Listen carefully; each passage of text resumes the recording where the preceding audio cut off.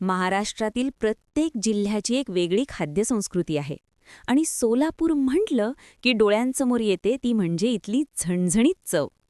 सोलापूर शहरातील विजापूर वेस परिसरात असलेल्या रूपा भवानी मटण भोजनालयामध्ये सध्या खवय्यांची मोठी मांद्याळी पाहायला मिळत आहे.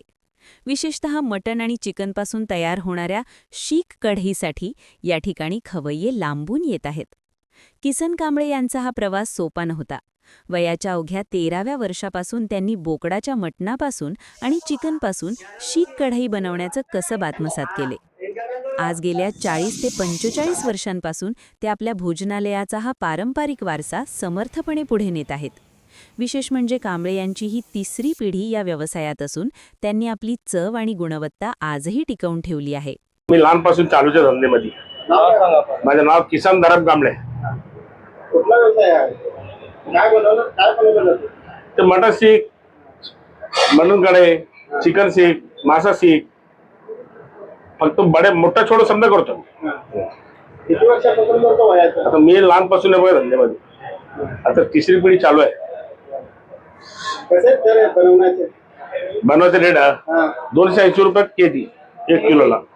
चिकन मटन चिकन आणा, मटन आणा, मासा आणा. 280.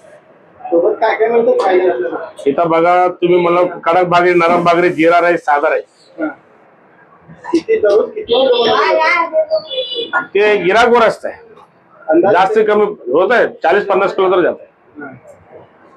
बुधवार रविवार जर जास्त असतं, बाकी दिवस गिराक कमी असतं.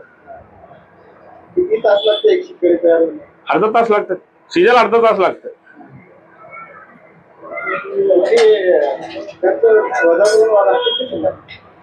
कुणाला तुम्हाला कामगाराची कामगार पगार काढायला लागतंय, भाडा काढायला लागतं. काढून भेटते 1000, 2000, 3000 भेटेल. धंद्यावरच किती वेळा चालू होते महिन्यात?